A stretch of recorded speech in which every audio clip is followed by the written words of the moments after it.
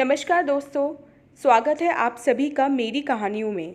मैं हूं शिखा और एक बार फिर से आपके लेकर आई हूं एक नई कहानी और उम्मीद करती हूं कि ये कहानी भी बाकी कहानियों की तरह आपको बेहद पसंद आएगी और आप पहले की तरह अपना प्यार और सपोर्ट मेरी वीडियोस पर बनाए रखेंगे। तो चलिए अपनी आज की कहानी शुरू करते हैं। दफ्तर से आते आते रात के 8 बज गए थे।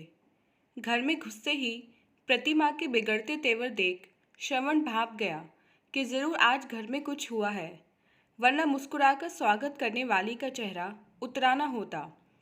सारे दिन मोहल्ले में होने वाली गतिविधियों की रिपोर्ट जब तक मुझे सुना न देती उसे चैन नहीं मिलता था।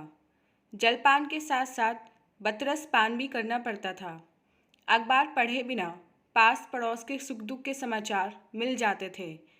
शायद देरी से आने के कारण ही प्रतिमा का मूड बिगड़ा हुआ है। प्रतिमा से माफ़ी मांगते हुए बोला, सॉरी, मैं तुम्हें फ़ोन नहीं कर पाया। महीने का अंतिम दिन होने के कारण बैंक में ज़्यादा काम था। तुम्हारी देरी का कारण मैं समझ सकती हूँ, पर मैं इस कारण दुखी नहीं हूँ, प्रतिमा बोली। फिर हमें भी तो बताओ, इस चांद से मुखड़े पर चिंता की कालीमा क्यों? श्रवण ने पूछा। दोपहर को अमेरिका से बड़ी भाभी का फ़ोन आया था कि कल माताजी हमारे पास पहुंच रही हैं। प्रतिमा चिंतित होते हुए बोली। इसमें इतना उदास व चिंतित होने की क्या बात है? उनका अपना घर है, वे जब चाहे आ सकती हैं। श्रवण हैरानी से बोला, आप नहीं समझ रहे, अमेरिका में माँ जी का मन नहीं लगा, अब वे हमारे ही साथ रहना चाहती हैं। प्रतिमा ने कहा, अरे मेरी चंद्रमुखी, अच्छा है ना, घर में रौनक बढ़ेगी, बर्तनों की उठापटक रहेगी। एकता कपूर के सीरियलों की चर्चा तो मुझसे न कर माँ से कर सकोगी। सास बहू मिलकर मोहल्ले की चर्चाओं में बढ़ चढ़ कर भाग लेना। श्रवण चटकारे लेते हुए बोला, तुम्हें मजाक सूझ रहा है और मेरी जान सूख रही है। प्रतिमा बोली, चिंता तो मुझे होनी चाहिए। तुम सास बहू के शीत युद्ध में मुझे शहीद होना पड़ता है। मेरी स्थिति चक्की के दो पाटों के बीच में पिसने वाली हो जाती है। न माँ को कुछ कह सकता हूँ, न तुम्हें। कुछ सोचते हुए श्रवण फिर बोला, मैं तुम्हें कुछ टिप्स देना चाहता हूँ। यदि तुम उन्हें अपनाओगी तो तुम्हारी सारी परेशानियाँ एक झटके में उड़नछू हो जाएंगी। यदि ऐसा है तो आप जो कहेंगे मैं करूँगी। मैं चाहती हूँ माँ जी खुश रहें। आपको याद है, पिछली बार छोटी सी बात से माँ जी नाराज़ हो गई थी। देखो प्रतिमा, जब तक पिताजी जीवित थे तब तक हमें उनकी कोई चिंता नहीं थी।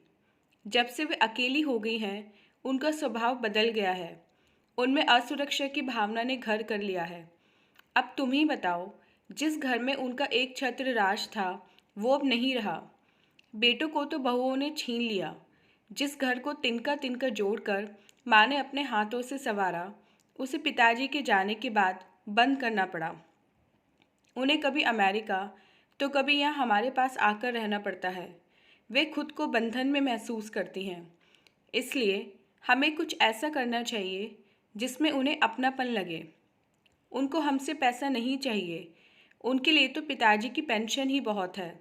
उन्हें खुश रखने के लिए तुम्हें थोड़ी सी समझदारी दिखानी होगी, चाहे नाटकीयता से ही सही। श्रवण प्रतिमा को समझाते हुए बोला, आप जैसा कहेंगे मैं वैसा ही करने को तैयार हूँ। प्रतिमा ने आश्वासन दिया। तो सुनो प्रतिमा, हमारे बुजुर्गों में एक अहम नाम का प्राणी होता है। यदि किसी वजह से उसे चोट पहुँचती है तो पारिवारिक वातावरण प्रदूषित हो जाता है, यानी परिवार में तनाव अपना स्थान ले लेता है। इसलिए हमें ध्यान रखना होगा कि माँ के अहंग को चोट न लगे। बस, फिर देखो। श्रवण बोला, इसका उपाय भी बता दीजिए आप। प्रतिमा ने उत्सुकता से पूछा। हाँ हाँ, क्यों नहीं। सबसे पहले तो जब माँ आए तो सिर पर पल्लू रखकर चरण स्पर्श कर लेना। रात को सोते समय कुछ देर उनके पास बैठकर हाथ पांव दबा देना। सुबह उठकर चरण स्पर्श के साथ प्रणाम कर देना। श्रवण ने समझाया। यदि माँ जी इस तरह से खुश होती हैं तो यह कोई कठिन काम नहीं है, प्रतिमा ने कहा। एक बात और, कोई भी काम करने से पहले माँ से एक बार पूछ लेना। होगा तो वही जो मैं चाहूँगा। जो बात मनवानी हो उस बात के विपरीत कहना, क्योंकि घर के बुजुर्ग लोग अपना महत्व जताने के लिए अपनी बात मनवाना चाहते हैं। हर बात में जी माँ जी का मंत्र जपती रहना। फिर देखना, माँ की चहेती बहू बनते देर नहीं लगेगी। श्रवण ने अपने तर्कों से प्रतिमा को समझाया। आप देखना, इस बार मैं माँ को शिकायत का कोई मौका नहीं दूंगी। बस बस उनको ऐसे लगे जैसे घर में उनकी ही चलती है। तुम मेरा इशारा समझ जाना, आखिर माँ तो मेरी ही है। मैं जानता हूँ उन्हें क्या चाहिए। कहते हुए श्रवण सोने के लिए चला गया। प्रतिमा ने सुबह जल्दी उठकर माँ जी के कमरे की अच्छी तरह सफाई करवा दी। साथ ही उनकी ज़रूरत की सभी चीज़ें भी वहाँ रख दी। हम दोनों समय पर एयरपोर्ट पहुँच गए। हमें देखते ही माँ जी की आंखें खुशी से चमक उठी। सिर ढककर प्रतिमा ने माँ के पैर छुए तो माँ ने सिर पर हाथ रखकर आशीर्वाद दिया। पोते को न देखकर माँ ने पूछा, अरे तुम मेरे गुड्डू को नहीं लाए? माँ जी वह सो रहा था। प्रतिमा बोली, बहू आजकल बच्चों को नौकरों के भरोसे छोड़ने का समय नहीं है। आए दिन अखबारों में छपता रहता है। माँ जी ने समझाते हुए कहा। जी माँ जी, आगे से ध्यान रखूंगी। प्रतिमा ने माँ जी को आश्वासन दिया। रात से भर भैया भाभी व बच्चों की बातें होती रहीं।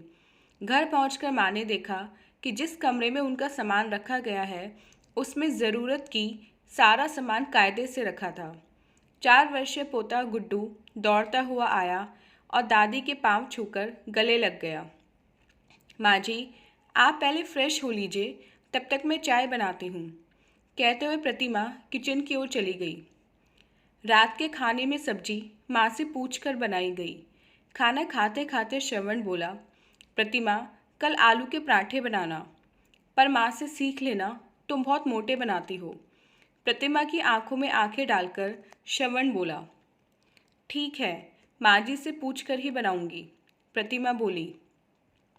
माँ जी के कमरे की सफाई भी प्रतिमा कामवाली से न करवा कर खुद करती थी, क्योंकि पिछली बार कामवाली से कोई चीज़ छू गई थी तो माँ जी ने पूरा घर सिर पर उठा लिया था।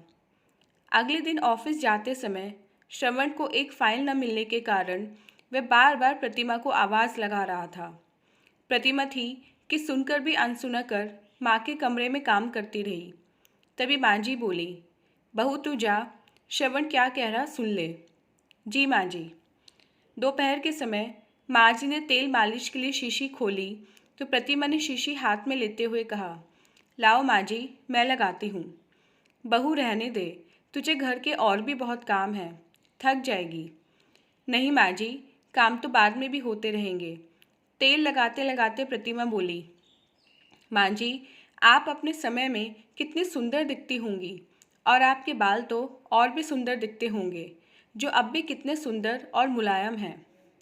अरे नहीं, ऐसी कोई बात नहीं। हाँ, तुम्हारे बाबूजी ज़रूर कभी कभी छेड़ दिया करते थे। कहते थे, यदि मैं तुम्हारे कॉलेज में होता तो तुम्हें भगा ले जाता। बात करते करते उनके मुख की लालिमा बता रही थी जैसे वे अपने अतीत में पहुंच गई हैं। प्रतिमा ने चुटकी लेते हुए माँ जी को फिर छेड़ा। माँ जी, गुड्डू के पापा बताते हैं कि आप नाना जी के घर भी कभी कभी ही जाती थीं। बाबूजी का मन आपके बिना लगता ही नहीं था। क्या ऐसा ही था माँ जी? चल हट, शरारती कहीं की, कैसी बातें करती है।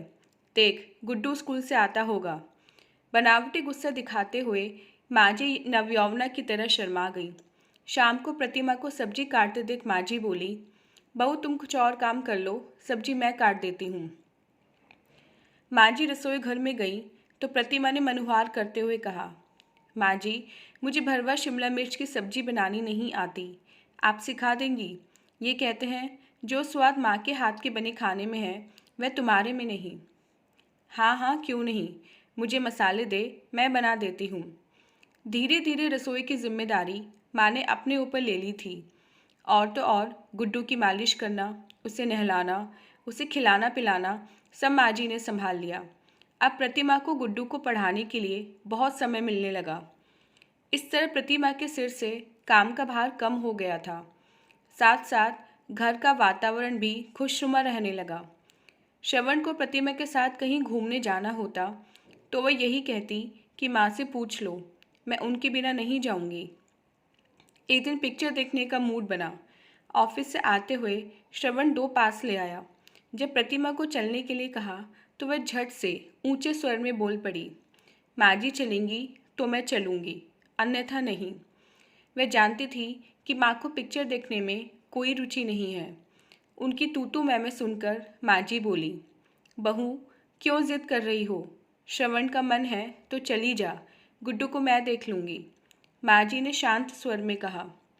अंधा क्या चाहे दो आंखें। वे दोनों पिक्चर देखकर वापस आए तो उन्हें खाना तैयार मिला। माँ जी को पता था श्रवण को कटहल पसंद है, इसलिए फ्रिज से कटहल निकाल कर बना दिया। चपातियाँ बनाने के लिए प्रतिमा ने गैस जलाई तो माँ जी बोली, प्रतिमा तुम खाना लगा लो, रोटियाँ मैं सेकती हूँ। नहीं माँ जी, आप थक गई होंगी, आप बैठिए, मैं गरम गरम रोटियाँ बनाकर लाती हूँ। प्रतिमा बोली, सभी एक साथ बैठकर खाएंगे, तुम बना लो प्रतिमा। श्रवण बोला। एक साथ सभी को खाना खाते देख माँ जी की आंखें नम हो गई। श्रवण ने पूछा तो माँ बोली, आज तुम्हारे बाबूजी की याद आ गई। आज वे होते तो तुम सबको देखकर बहुत खुश होते। माँ मन दुखी मत करो, श्रवण बोला। प्रतिमा की ओर देखकर श्रवण बोला, कटहल की सब्जी ऐसे बनती है। सच में माँ, बहुत दिनों बाद इतनी स्वादिष्ट सब्जी खाई है। माँ से कुछ सीख लो प्रतिमा। माँ जी, सच में सब्जी बहुत स्वादिष्ट है, मुझे भी सिखाना। बहू, खाना तो तुम भी स्वादिष्ट बनाती हो। नहीं माँ जी, जो स्वाद आपके हाथ के बनाए खाने में है वह मेरे में कहाँ? प्रतिमा बोली। श्रवण को दिवाली पर बोनस के पैसे मिले तो देने के लिए उसने प्रतिमा को आवाज़ लगाई। प्रतिमा ने आकर कहा, माँ जी को ही दीजिए ना। श्रवण ने लिफाफा माँ के हाथ में रख दिया। माँ जी लिफाफे को उलट पलट कर देखते हुए रोमांचित हो उठी। आज वे खुद को घर की बुजुर्ग व सम्मानित सदस्य अनुभव कर रही थी। श्रवण में प्रतिमा जानते थे कि माँ को पैसों से कुछ लेना देना नहीं है, ना ही उनकी कोई विशेष ज़रूरतें थीं। बस उन्हें तो अपना मान सम्मान चाहिए था। अब घर में कोई भी खर्चा होता या कहीं जाना होता तो प्रतिमा माँ से ज़रूर पूछती। माँ जी भी उसे कहीं घूमने जाने के लिए मना नहीं करती। अब हर समय माँ के मुख से प्रतिमा की प्रशंसा के फूल ही झड़ते। दिवाली पर घर की सफाई करते करते प्रतिमा स्टूल से जैसे ही नीचे गिरी तो उसके पाँव में मोच आ गई। माँ ने उसे उठाया और पकड़कर पलंग पर बैठाकर पाँव में मरहम लगाया और गर्म पट्टी बांधकर उसे आराम करने को कहा। यह सब देखकर श्रवण बोला, माँ, मैंने तो सुना था बहू सेवा करती है सास की, पर यहाँ तो उल्टी गंगा बह रही है। चुप कर, ज़्यादा बकबक मत कर। प्रतिमा मेरी बेटी जैसी है, क्या मैं इसका ध्यान नहीं रख सकती? प्यार से डांटते हुए माँ बोली। माँ जी, बेटी जैसी नहीं बल्कि बेटी कहो, मैं आपकी बेटी ही तो हूँ। प्रतिमा की बात सुनते ही माँ जी ने उसके सिर पर हाथ रखा और बोली, तुम सही कह रही हो बहू, तुमने बेटी की कमी पूरी कर दी। घर में होता वही जो श्रवण चाहता, पर एक बार माँ की अनुमति ज़रूर ली जाती। बेटा चाहे कुछ भी कह दे, पर बहू की छोटी सी भूल भी सास को सहन नहीं होती। इससे सास को अपना अपमान लगता है। ये हमारी परंपरा सी बन चुकी है, जो धीरे धीरे ख़त्म भी हो रही है। माँ जी को थोड़ा सा मान सम्मान देने के बदले में उसे अच्छी बहू का दर्जा व बेटी का स्नेह मिलेगा, इसकी तो उसने कल्पना ही नहीं की थी। प्रतिमा के घर में हर समय प्यार का, खुशी का वातावरण रहने लगा। दिवाली नज़दीक आ गई थी। माँ व प्रतिमा ने मिलकर पकवान बनाए। लगता है इस बार की दिवाली एक विशेष दिवाली रहेगी। सोचते सोचते श्रवण बिस्तर पर लेटा ही था कि अमेरिका से भैया का फ़ोन आ गया। उन्होंने माँ के स्वास्थ्य के बारे में पूछा और बताया कि इस बार माँ उनके पास से नाराज़ होकर गई हैं। तब से मन बहुत विचलित है। यह तो हम सभी जानते हैं कि नंदिनी भाभी और माँ के विचार कभी नहीं मिले, पर अमेरिका में भी उनका झगड़ा होगा, इसकी तो कल्पना भी नहीं की थी। भैया ने बताया कि वे माफ़ी मांगकर प्रायश्चित करना चाहते हैं, अन्यथा हमेशा उसके मन में एक ज्वाला सी दहकती रहेगी। आगे उन्होंने जो बताया वह सुनकर तो मैं खुशी से उछल ही पड़ा। बस अब 2 दिन का इंतज़ार था, क्योंकि 2 दिन बाद दिवाली थी। इस बार दिवाली पर प्रतिमा ने घर कुछ विशेष प्रकार से सजाया था। मुझे उत्साहित देखकर प्रतिमा ने पूछा, क्या बात है, आप बहुत खुश नज़र आ रहे हैं। अपनी खुशी को छिपाते हुए मैंने कहा, तुम सास बहू का प्यार हमेशा ऐसे ही बना रहे, बस इसलिए खुश हूँ। नज़र मत लगा देना हमारे प्यार को, प्रतिमा खुश होते हुए बोली। दिवाली वाले दिन माँ ने अपने बक्से की चाबी देते हुए कहा, बहू, लाल रंग का एक डब्बा है, उसे ले आ। प्रतिमा ने जी माँ जी कहकर डब्बा लाकर दे दिया। माँ ने डब्बा खोला तो उसमें से एक खानदानी हार निकला। हार प्रतिमा को देते हुए बोली, लो बहू, ये हमारा खानदानी हार है, इसे संभालो, दिवाली इसे पहनकर मनाओ, तुम्हारे पिताजी की यही इच्छा थी। हार देते हुए माँ की आंखें खुशी से नम हो गईं। प्रतिमा ने हार लेकर माथे से लगाया और माँ के पैर छूकर आशीर्वाद लिया। मुझे बार बार घड़ी की ओर देखते हुए प्रतिमा ने पूछा तो मैंने टाल दिया। दीप जलाने की तैयारी हो रही थी, तभी माँ ने आवाज़ लगाकर कहा, श्रवण जल्दी आओ, गुड्डू के साथ फुलझड़ियाँ भी तो चलानी है। मैं 7:30 बजने का इंतज़ार कर रहा था, तभी बाहर टैक्सी रुकने की आवाज़ आई। मैं समझ गया मेरे इंतज़ार की घड़ियाँ ख़त्म हो गई हैं। मैंने अनजान बनते हुए कहा, चलो माँ, सेलिब्रेशन शुरू करें। हाँ हाँ, चलो प्रतिमा, आवाज़ लगाते हुए कुर्सी से उठने लगी तो नंदिनी भाभी ने माँ के चरण स्पर्श किए। आदत के अनुसार माँ के मुख से आशीर्वाद की झड़ी लग गई। सिर पर हाथ रखे बोले ही जा रही थी, खुश रहो, आनंद करो, आदि आदि। भाभी जैसे ही पाँव छूकर उठी तो माँ आश्चर्य से देखती रह गई। आश्चर्य के कारण पलक झपकाना ही भूल गई। हैरानी से माँ ने एक बार भैया की ओर, एक बार मेरी ओर देखा। तभी भैया ने माँ के पैर छुए तो खुश होकर भाभी के साथ साथ मुझे वे प्रतिमा को भी गले लगा लिया। माँ ने भैया भाभी की आंखों को पढ़ लिया था।